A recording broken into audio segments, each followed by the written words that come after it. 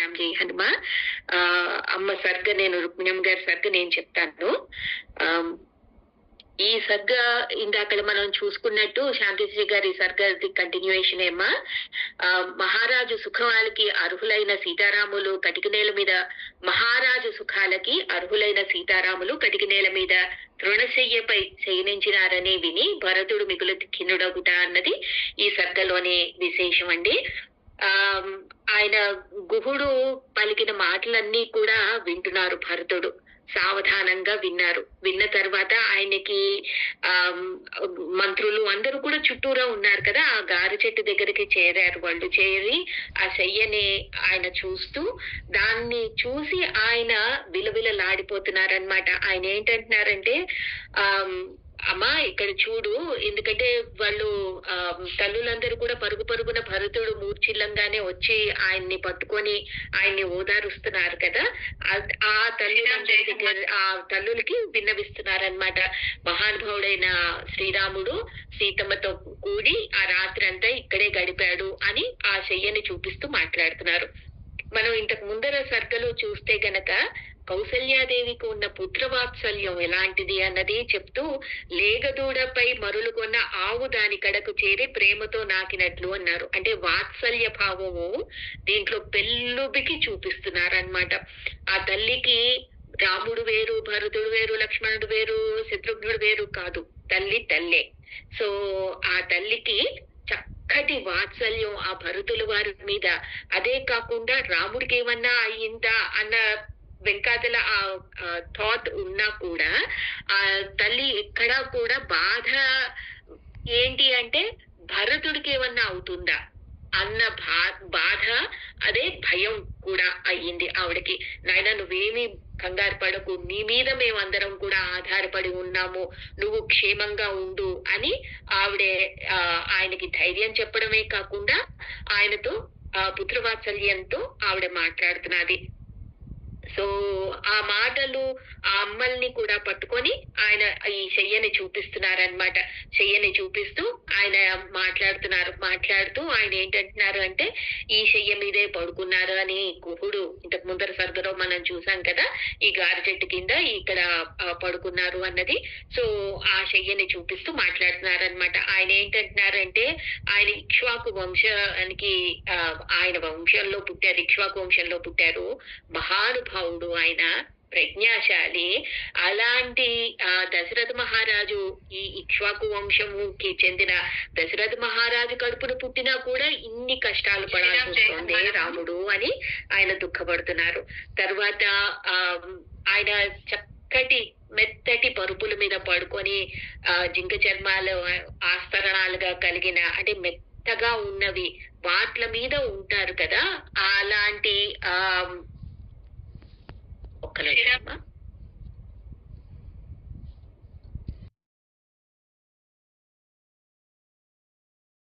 పుత్రుడైన శ్రీరాముడు ఇలాంటి చెయ్య మీద పడుకోవడమా అని దుఃఖపడుతున్నారనమాట. అదే కాకుండా ఆయన శయనించిన తల్పాల్ని వర్ణిస్తున్నారు. తర్వాత విహరించిన ప్రాసాదాలు ఇవన్నీ కూడా మళ్ళీ మళ్ళీ గుర్తు చేసుకుంటున్నారు. ఆయన ఎలా అంటే ఎత్తైన, అంటే మల్టీ స్టోరీడ్ బిల్డింగ్స్ అంటాం కదా, అట్టాలికలు అని మనకి ఇక్కడ చెప్తున్నారు. అది అట్టాలికలు అంటే 2 or more స్టోరీడ్ బిల్డింగ్ ని అట్టాలికలు అంటారనమాట. సో అలాగా, అంటే మల్టీ స్టోరీడ్ బిల్డింగ్స్ అప్పుడే ఉన్నాయి, మనమేమి ప్రిమిటివ్ సొసైటీ కాదు మనది. సో అలాగా అంత చక్కటి వెండి బంగారాలతో నిర్మించిన ప్రాసాదాలు ఇవన్నీ కూడా ఉన్నది. ఎంతో భోగ్యాలు అనుభవించాల్సింది భోగప్రదుడు ఆయన, అలాంటిది ఆయన ఇలాంటి కష్టాలు అనుభవిస్తున్నాడే అని దుఃఖపడుతున్నారు ఆయన. అలాగే ఆయన ఇంకా ఏంటనుకుంటున్నారు అంటే, సంగీతము తర్వాత శ్రావ్యమైన వీణ వేణు నాదాలతోనూ, తర్వాత పరిచారికలు వాళ్ళందరి సేవలతోనూ ఆయన పొద్దునే లేవాలి. అలాంటిది ఇలాంటి భయంకరమైన అరణ్యంలో ఆహ్, ఇలాంటి ఈ ధ్వనులతో వన్యమృగాల ధ్వనులతో లేవాల్సొస్తోందే అని వందిమాగదులు పాడేవాళ్ళు ఎవరూ లేరు ఆయన్ని మేల్కొల్పడానికి. అయ్యో! కటిక నేలమై పడుకొని ఉన్నాడే అని ఆయన పరిపరి విధాల దుఃఖపడుతున్నారనమాట. అదే అదే కాకుండా ఆయనేంటంటున్నారంటే, శ్రీరాముడు ఇక్కట్లు పాలవడం అంటే అసలది నమ్మదగిన విషయమేనా?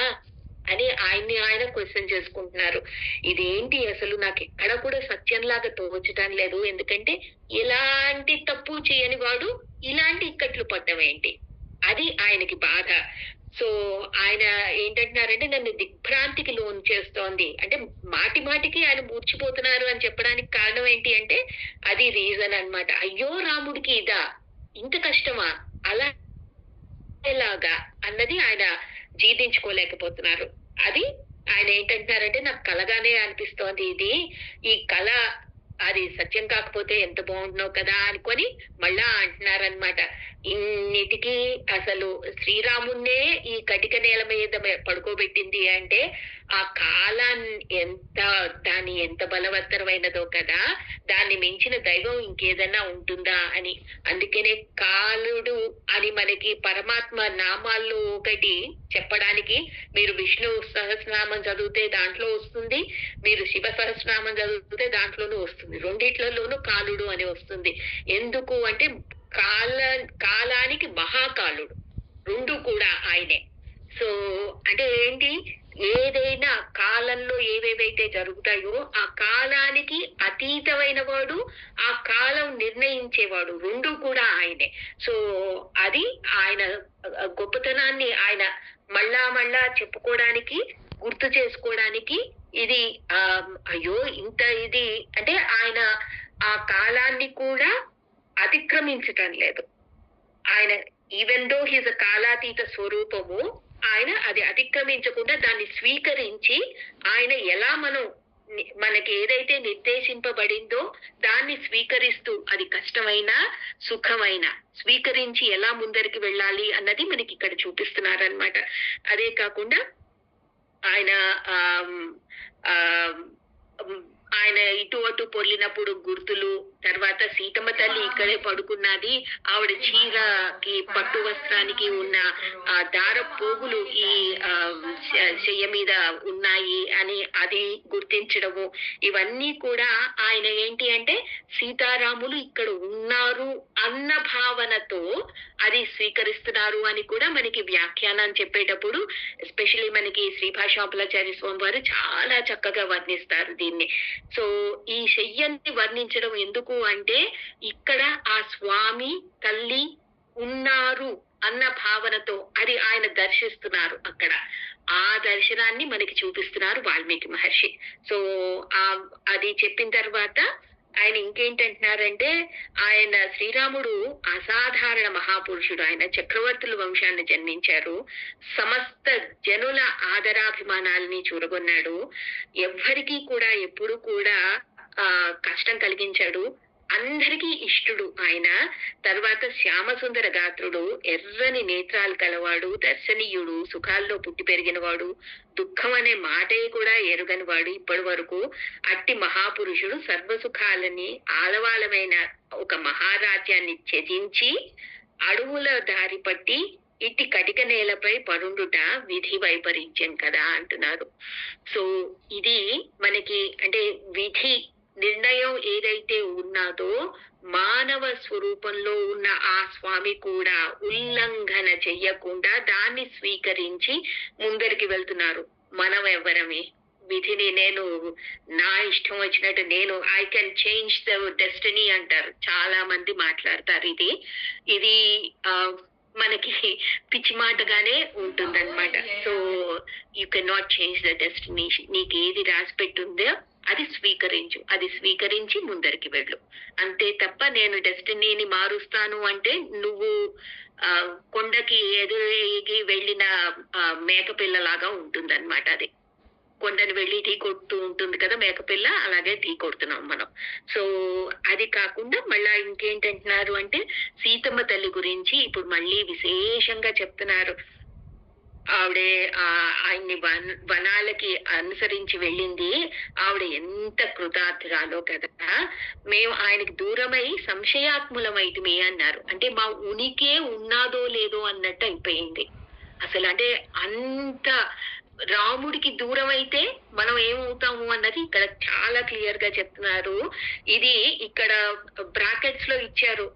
మా సేవలని శ్రీరాముడు అంగీకరించినా లేదా అని సంశయంలోకి లోనైతిని అని అంటున్నారు అన్నది. కానీ ఒక్కసారి మీరు ఆ శ్లోకాన్ని చదివితే గనక అది కాదు ఆయన భావన. ఆయన భావన ఏంటి అంటే, పరమాత్మ నుంచి దూరమైన నా ఉనికేనా అసలు, నేను మనిషినేనా అన్నది ఆయన ప్రశ్నించుకుంటున్నారనమాట. సో పరమాత్మకి ఏ క్షణంలో కూడా నేను దూరంగా ఉండకూడదు అన్న ప్రార్థన మనకి ఉండాలి అన్నది ఆయన చూపిస్తున్నారు. అదే కాకుండా ఆయన దశరథ మహారాజు పరలోక గతుడయ్యారు. ఈ కోసల రాజ్యం సమర్థుడైన పాలకుడు లేక దిక్కులేనిదయ్యి శూన్యంగా కనిపిస్తున్నది అని ఆయన పరిపరి విధాల అనుకోవడమే కాకుండా, అంటే భరతుడి మనస్సు ఎన్ని విధాల వేవరవుతున్నది అని చెప్పడానికి మనకి ఇక్కడ మనం చూస్తే గనక కోటరాగ్ని అని చెట్టు లోపల దాని అగ్ని ఉంటుంది అని చెప్తూ అది దాన్ని సమూలంగా నాశనం చేసేస్తుంది. బయట నుంచి వచ్చి ఏ నిప్పు కణం పడినా కూడా అది మొత్తం దగ్ధం అయిపోదు చెట్టు. కానీ దాని లోపల ఉన్న అగ్ని ఏదైతే ఉందో అది దాన్ని దగ్ధం చేస్తుంది. అది ఇప్పుడు మనకి చెప్తున్నారనమాట. ఈయన పరిపరి విధాల ఆయన ఆ భావన ఏంటి అంటే ఆయన మనస్తాపాన్ని ఆయన వ్యక్తం చేస్తున్నారు. అదే కాకుండా ఆయన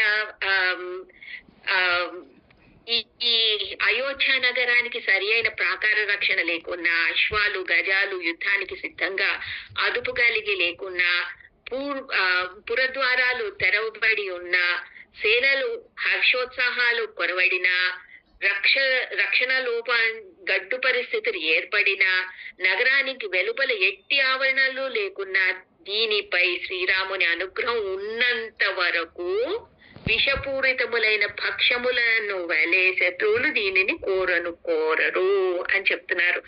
అదే ఎందుకు చెప్తున్నారు అంటే, వాళ్ళకి ధైర్యం లేదు. ఎవ్వరూ కూడా ఈ నగరం వైపు కన్నెత్తి కూడా చూడలేరు శ్రీరాముడు ఉన్నంత వరకు అన్నది మనకి చెప్తున్నారనమాట. ఈ అయోధ్య నగరానికి ఎలాంటి రక్షణ, అంటే బాహ్యంగా ఎలాంటి రక్షణ లేకపోయినా అంతరంగంలో రాముడు ఉంటే గనక, ఆ రాముడు ఉన్నాడు అన్నది ఎవ్వడు కూడా, శత్రువు అన్నవాడు మన దరిదాపుల్లోకి రాలేడు. ఇది ఆయన చెప్తున్న భావన. సో ఇంత చక్కటి భావనని మనకి చెప్తూ ఆయన కూడా జటావల్కలాల్నే ధరించారు, కందమూలాల్నే తింటూ ఉంటాను అని ఆయన నిర్ణయం చేసుకున్నారు. ఎందుకంటే ఆయన అడిగారు కదా, ఏం తిన్నారు, ఏం తాగారు, ఎలా ఉన్నారు అని అన్ని అడిగారు కదా. ఇప్పుడు ఆయన కూడా అదే పద్ధతిలో వెళ్తున్నారు.